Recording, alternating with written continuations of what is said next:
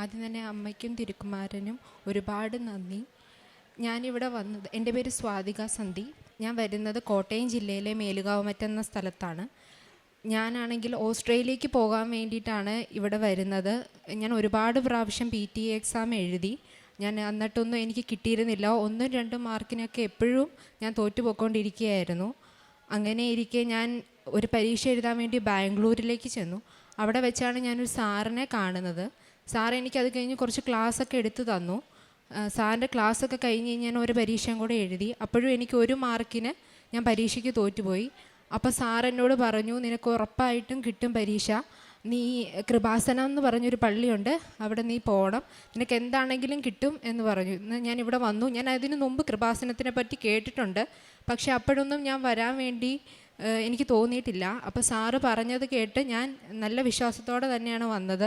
വന്ന അന്ന് തന്നെ ഞാൻ ഉടമ്പടി എടുത്ത് കറക്റ്റായിട്ട് എല്ലാ കാര്യങ്ങളും ചെയ്തു. ഞാൻ രോഗികളെയൊക്കെ സന്ദർശിക്കാൻ പോയി. പിന്നെ ഞാൻ എല്ലാ വെള്ളിയാഴ്ചയും ഇവിടെ വരുമായിരുന്നു. ഞാൻ പൊതിച്ചോറെല്ലാം നൽകി എല്ലാവർക്കും അവർക്ക് ആവശ്യമായിട്ടുള്ള കാര്യങ്ങളെല്ലാം ചെയ്തു കൊടുക്കുന്നുണ്ടായിരുന്നു. ഞാൻ വീട്ടിൽ ചെല്ലുന്നത് വരെയുള്ള സമയത്ത് ഞാൻ കിട്ടുന്ന പത്രം എല്ലാം വിതരണം ചെയ്തു. അങ്ങനെ ഞാൻ പിന്നെ സാറ് പറയുന്നത് പോലെ കേട്ട് പിന്നെ അമ്മയുടെ അനുഗ്രഹത്താലും ഒക്കെ ഞാൻ നന്നായിട്ട് തന്നെ പോയി. അത് കഴിഞ്ഞ് ഒരു പരീക്ഷ കൂടി ഞാൻ എഴുതിയപ്പോൾ എനിക്ക് നല്ല മാർക്കുണ്ടായിരുന്നു ആ പരീക്ഷയ്ക്ക്. പക്ഷേ ഞാൻ പരീക്ഷ എഴുതാൻ വേണ്ടി ഞാൻ എറണാകുളത്ത് പോയാണ് എഴുതിയത്.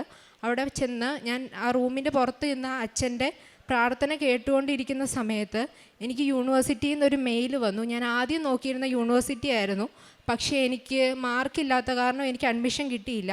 ആ യൂണിവേഴ്സിറ്റിയിൽ നിന്നൊരു മെയിൽ വന്നു. ഞാൻ നേരത്തെ എഴുതിയ പരീക്ഷയുടെ മാർക്ക് 1 മാർക്ക് കുറവാണ്, എങ്കിൽ പോലും ആ പരീക്ഷയുടെ മാർക്ക് വെച്ചിട്ട് എനിക്ക് അവർ അഡ്മിഷൻ തന്നു എന്ന് പറഞ്ഞ് മെയിൽ വന്നു.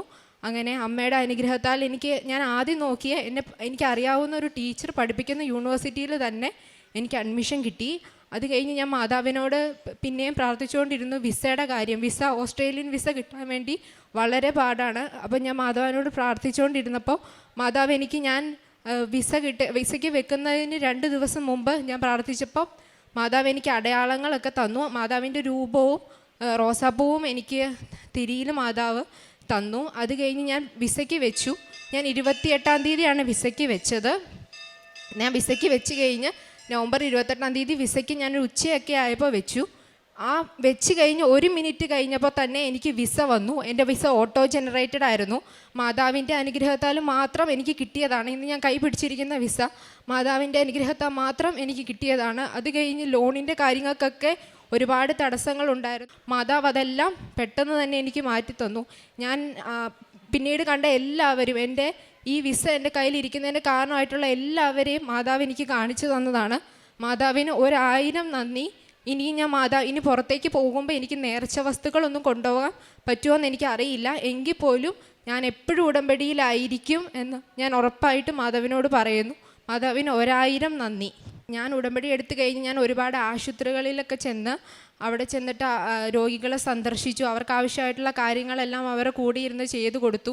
അവർക്ക് കുറച്ച് ആവശ്യമായിട്ടുള്ള പൈസയും അതുപോലെ തന്നെ ചോറും എല്ലാം ഞാൻ കൊടുത്തു അവർക്ക്. പിന്നെ അവരുടെ അടുത്തിരുന്ന് കുറച്ച് സമയമൊക്കെ അവരുടെ അടുത്ത് ചെലവഴിച്ചു.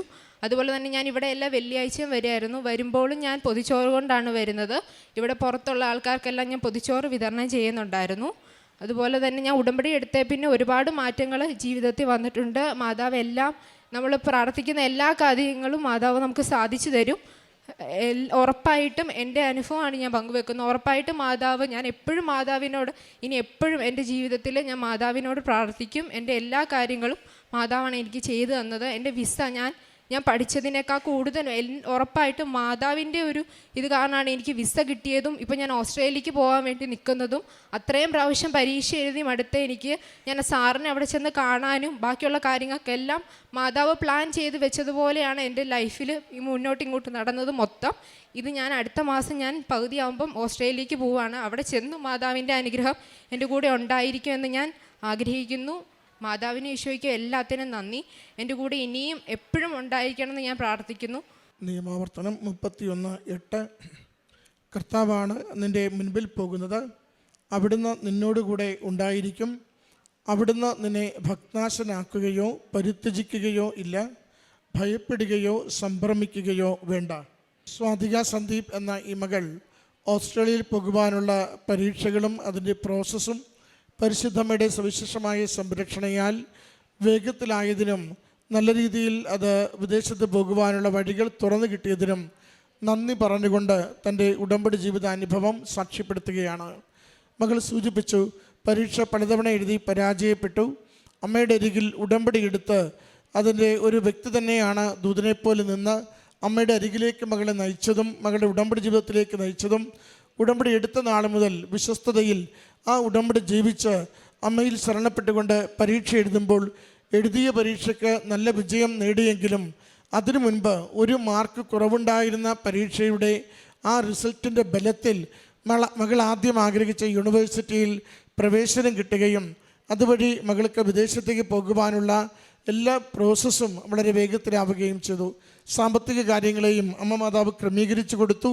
അങ്ങനെ സന്തോഷത്തോടു കൂടി മേൽഗതിയുള്ള ഒരു ജീവിതത്തിലേക്ക് എത്തിച്ചേരുവാൻ പറ്റും വിധത്തിൽ മകളെ വിദേശത്തേക്ക് പഠനത്തിനും ജോലിക്കുമായി പോകുന്നതിന് അമ്മ മാതാവ് സഹായിച്ചതിന് നന്ദി പറയുന്നു.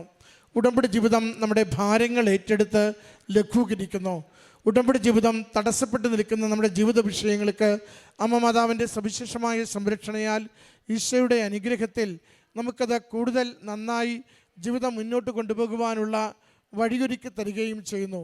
അമ്മയുടെ സവിശേഷമായ സംരക്ഷണത്തിനും സഹായത്തിനും ഭാരങ്ങൾ ലഘൂകരിച്ച് ഈ മകൾക്ക് ലഭിച്ച എല്ലാ അനുഗ്രഹങ്ങൾക്കും നന്ദി പറഞ്ഞുകൊണ്ട് കരങ്ങളടിച്ച് ഈ സാക്ഷ്യം നമുക്ക് സമർപ്പിക്കാം. അത്യപൂർവ ദൈവാനുഭവങ്ങൾ ഇനി നിങ്ങൾക്കും സ്വന്തം. ഈ യൂട്യൂബ് ചാനൽ ഇതുവരെ സബ്സ്ക്രൈബ് ചെയ്തിട്ടില്ലെങ്കിൽ ഇപ്പോൾ തന്നെ സബ്സ്ക്രൈബ് ചെയ്യുക.